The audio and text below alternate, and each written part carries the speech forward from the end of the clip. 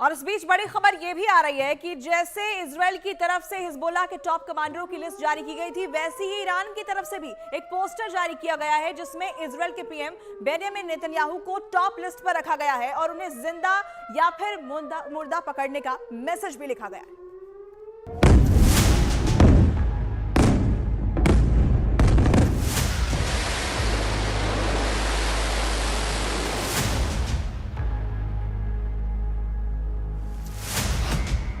Israel के खिलाफ Iran की पोस्टर मिसाइल। ईरान के पोस्टर में नेतन्याहू को बताया गया मोस्ट वांटेड। बारूदी जंग के बीच ईरान का पोस्टर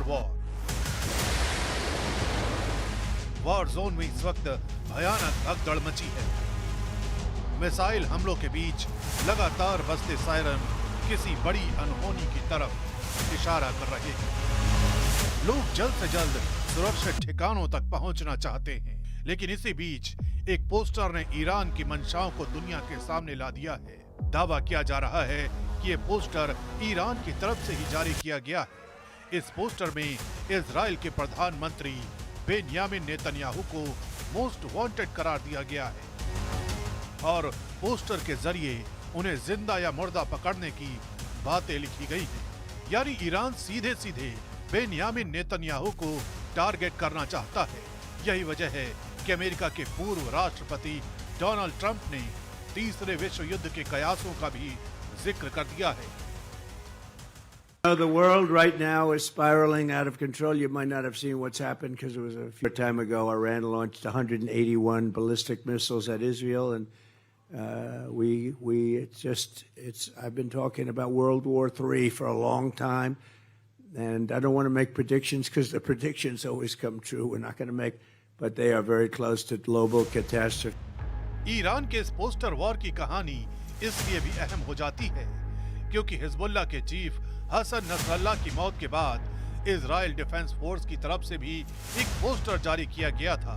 इस पोस्टर में उन लोगों का नाम शामिल था जिन्हें इजराइल ने मौत की नींद सुला दिया था, यानी वो लिस्ट जो इजराइल के लिए वांछित आतंकी थे।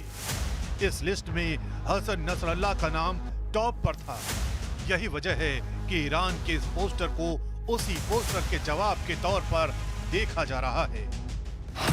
इस पोस्टर में सिर्फ बेंजामिन नेतन्याहू का ही नाम नहीं है, बल्कि कई और बेहद अहम लोगों के नाम शामिल हैं, जिसमें इजराइल के रक्षा मंत्री योआव गैलेंट, इजराइल के chief of general staff Herzi Halevi, Israel air force के commander Tomer Bar, northern command के head Ori Gordin, navy commander Saar Salama, deputy chief of general staff Amir Baram, head of central command Aluf Yehuda Fox, chief of ground force Tamir Yadai, head of military intelligence Aharon Haliva और head of southern command के नाम शामिल हैं।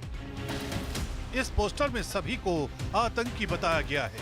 Israel की जल, थल और वायु सेना से जुड़े लोगों के नाम इस लिस्ट में होने का साफ मतलब है कि ईरान किसी भी कीमत पर इन लोगों को मारना चाहता है, लेकिन इजराइल की सेना भी ईरान को सबक सिखाने को बेताब है।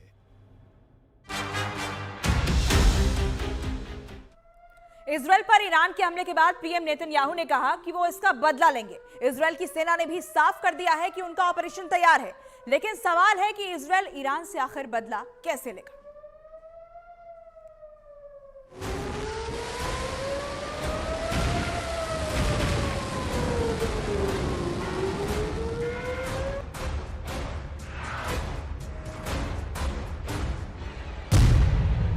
खमेनी रुकने वाले नहीं हैं।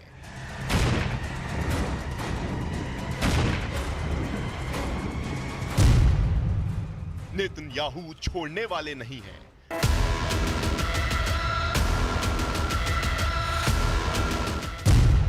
पश्चिम एशिया में भय है, विश्व युद्ध तय है।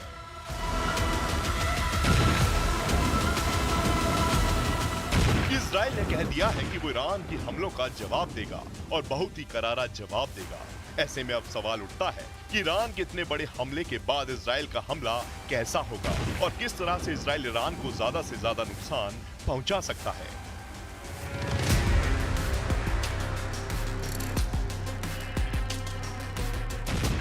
इन तस्वीरों को देखिए। इजरायली डिफेंस फोर्सेज ने ये वीडियो जारी किया है और बताया है कि किस तरह से वो लेबनान में उसके एक ही दिन में हिजबुल्लाह के सैकड़ों ठिकानों को नेस्तनाबूद कर दिया।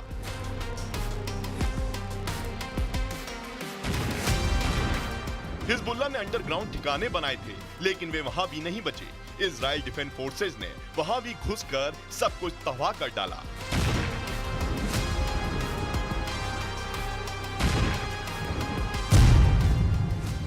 ईरान के सैन्य ठिकानों पर होगा हमला।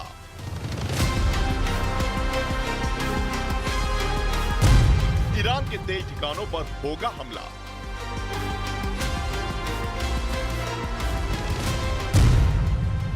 ईरान के परमाणु ठिकानों पर होगा हमला। पश्चिम एशिया में खाड़ी खौल रही है। इजरायल ने ऐलान कर दिया है कि अब ये खत्म नहीं हुआ है। ईरान ने जिस तरह से इजरायल को सीधे निशाने पर लेते हुए सैकड़ों मिसाइल से हमले किए, उसे इजरायल जंग का ऐलान मानता है।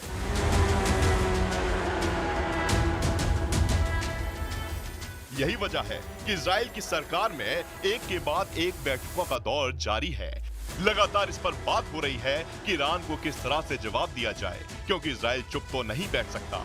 उसे ईरान से हुए इतने बड़े हमले का जवाब देना है। बस अभी यही तय नहीं हुआ है कि ये जवाब कैसा होगा और कब इस पर एक्शन लिया जाएगा।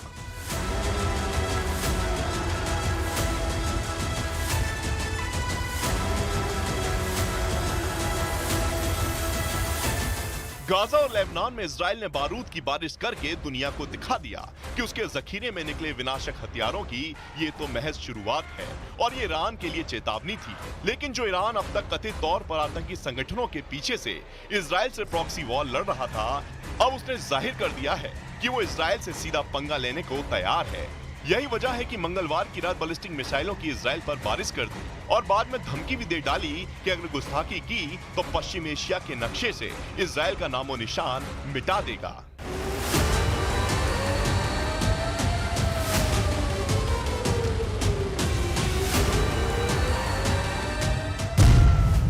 ईरान के तेल ठिकानों पर होगा हमला।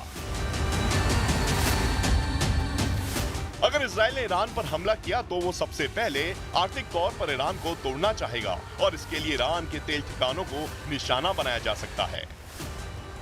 ईरान में 9 जगह है जहां तेल की रिफाइनरी है। वैसे तो ईरान के पास गैस और ऑयल फील्ड एक बड़े क्षेत्र में है, लेकिन ये वो 9 ठिकाने हैं जहां पर जमीन से निकले तेल को साफ किया जाता है। इजरायल इन 9 ठिकानों पर इजरायल से ही निशाना बना सकता है या फिर अपने फाइटर जेट भेजकर भी इन तेल ठिकानों को उड़ा सकता है।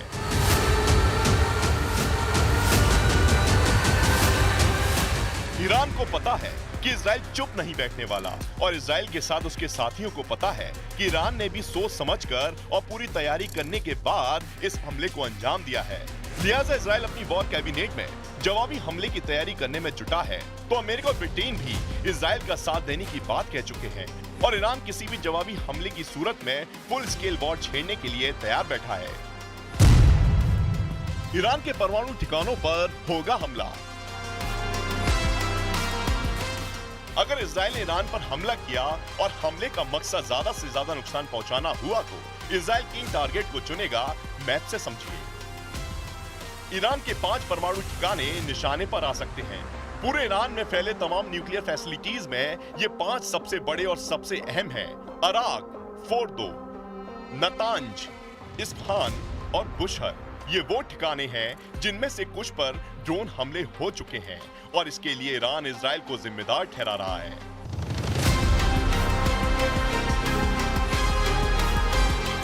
इजरायल के भीतर सबसे बड़ा डर है ईरान का परमाणु हथियार से संपन्न होना। इजरायल दावा कर चुका है कि ईरान के पास 5 से ज्यादा एटम बम है और वो हमेशा उसके न्यूक्लियर प्रोग्राम को डिरेल करने की कोशिश करता रहा है। ऐसे में अगर इजरायल ईरान को ज्यादा से ज्यादा नुकसान पहुंचाने के मकसद से हमले का प्लान करता है तो ईरान के परमाणु ठिकाने उसका टारगेट हो सकते हैं।